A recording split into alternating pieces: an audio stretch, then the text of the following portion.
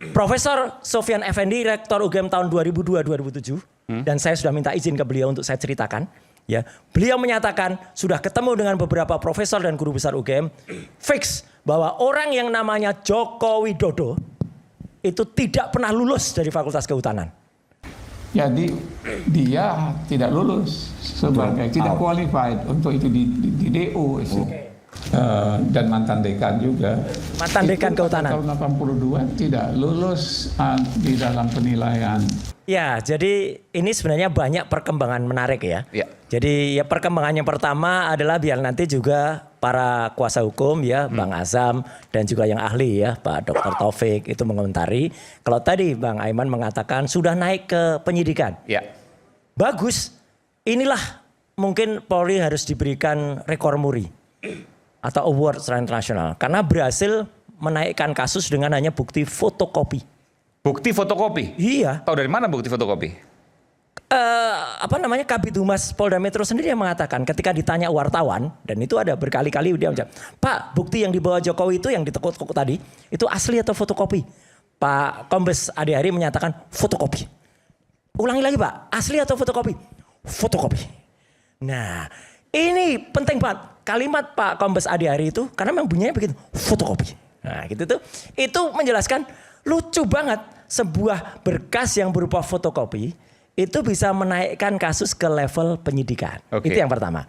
Yang kedua adalah selama ini kami ya, saya Dr. Esmond itu dilakukan atau disebut-sebut ya, oh itu hanya meneliti yang namanya digital, objek digital. Jadi ya tampil juga itu objek digital. Hari ini Mas Aiman dan semua pemirsa rakyat bersuara di iNews, saya Dr. Tifa sudah mengumpulkan lebih dari 5 dan mungkin 10 kurang dikit ya. Bukti berupa ijazah asli. Asli betul. Dari Universitas Gadjah Mada. Ya, mahasiswa angkatan 78, 79, 80 yang semuanya adalah lulus di tahun 85. Sama dengan Pak Jokowi? Beda. Bedanya apa? Lebih detail. Jadi ijazah Pak yang Jokowi kan ijazahnya tahun 85 lulus. Oh iya, 85. Nah itulah. Ya? Makanya bedanya adalah dengan yang selama ini kita lihat, ijazah yang disebut-sebut asli itu yang kita lihat apalagi yang diupload oleh Dian Sandi ya, kalau itu nggak dikatakan asli ya, padahal kan itu dia mengatakan tuh asli. Atau Mabes Polri ketika melakukan gelar perkara itu yang memang hanya menambah fotokopi. Itu ijazah asli UGM itu saya benar-benar sekarang bangga terhadap UGM, Mas.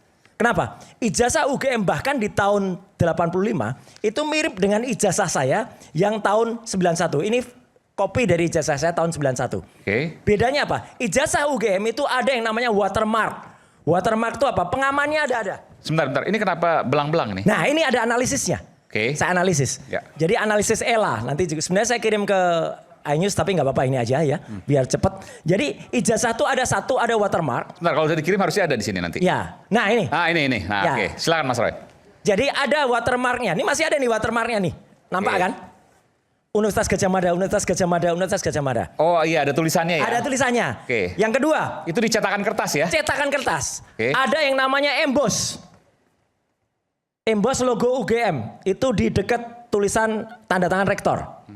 Ada benang pengaman di tengah-tengah. Ada kemudian kalau ijazah yang lama itu ada meterai. Punya saya sudah nggak ada meterai. Memang tahun 90 di atas 90 itu nggak ada meterai. Namanya Roy Suryo Udoro. Nama saya dulu kecil adalah Udoro. Ini kemarin ada orang-orang yang mohon maaf ya kepo atau bodoh gitu ya bilang Roy Suryo itu harusnya pidana namanya ganti. Loh, saya dapat nama resmi dari Keraton Pakualaman kok ganti. Ya gitu. Kalau ini resmi. Keraton Pakualaman dan Keraton Jogja itu gelarnya nggak bisa dibeli, Mas. Nggak kayak yang tiba-tiba punya gelar KPH itu beli kalau itu. Ya, gitu. Nah, satu. Dan ada lagi. Ijazah itu ada logo ini. Ini benar-benar clear. Logo ini benar-benar jelas. Dan dia dengan tinta khusus itu sampai tembus ke belakang. Nah, apa tadi Mas Aiman tanya? Apa ini? Ini adalah namanya ELA, Error Level Analysis. Saya kembali menggunakan ELA.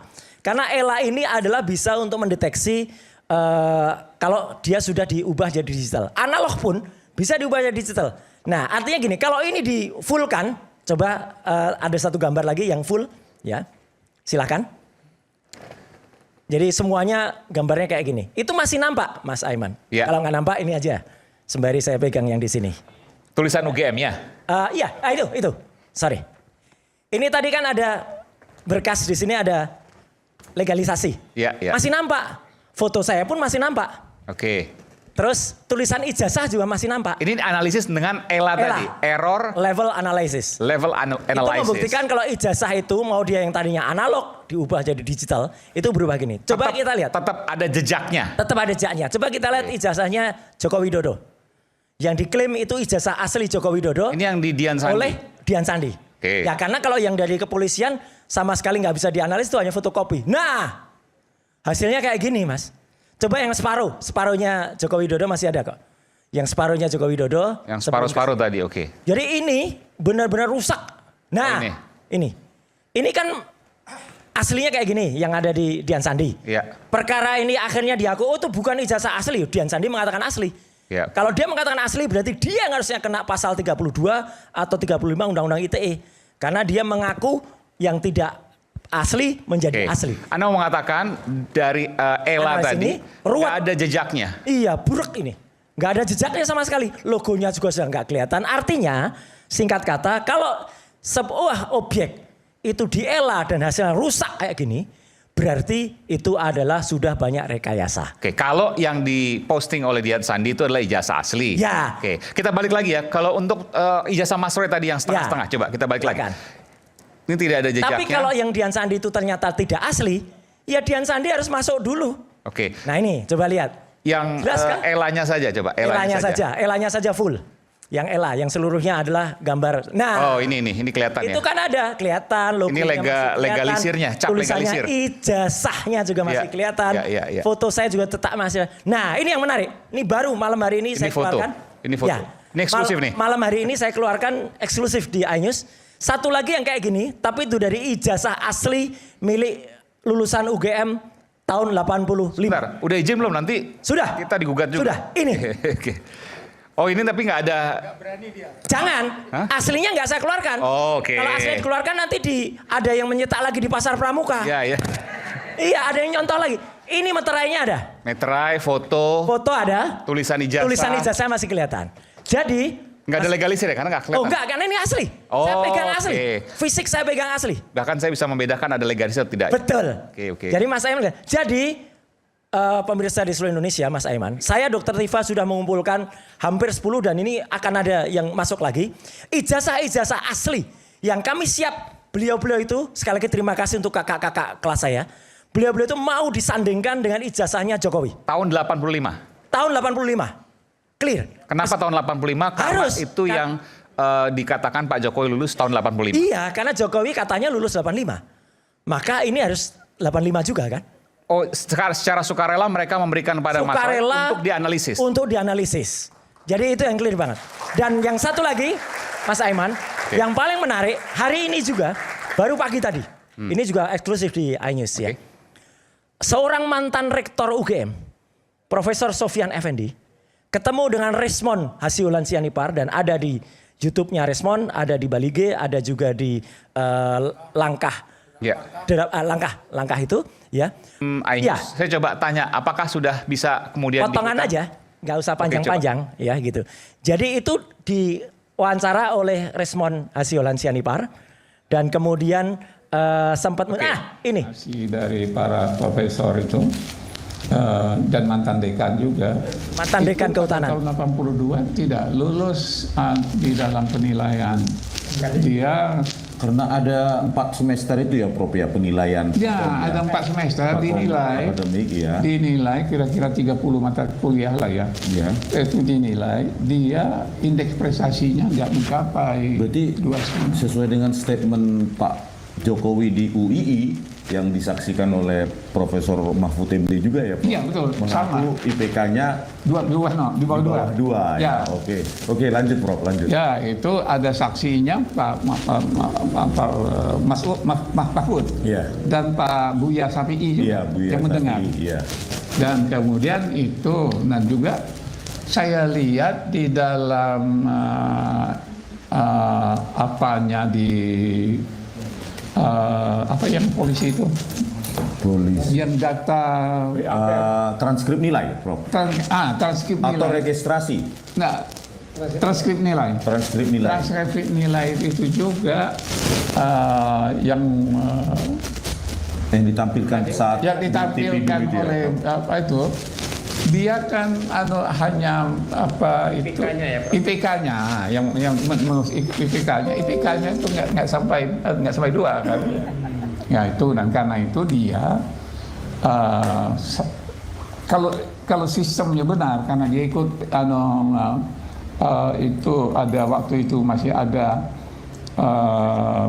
sarjana muda dan doktoral, jadi dia tidak lulus sebagai tidak qualified untuk itu di DO. Oke. Sedikit tambahan Mas Roy, nanti saya akan ke Ya, jadi makanan. saya nggak perlu nambahkan lagi. Rasanya statement dari Profesor Sofyan Effendi, ya, Rektor UGM. Tahun berapa? 2002 sampai 2007. Oke. Itu sudah cukup clear. Sebenarnya ada lagi satu yang menarik, yaitu Profesor Sofyan Effendi juga menceritakan, tapi nggak apa-apa, nanti lihat aja di YouTube-nya, bahwa Rektor UGM sekarang, Profesor Ova Emilia, itu sebenarnya sudah dipanggil oleh petinggi negara ini dan diberikan solusi ngaku saja. Ngaku saja untuk. Kalau ngaku saja, urusan selesai. Maksudnya apa ini? Ya ngaku saja, kalau dulu kan dia mengatakan saya meyakini. UGM itu bukan universitas keyakinan.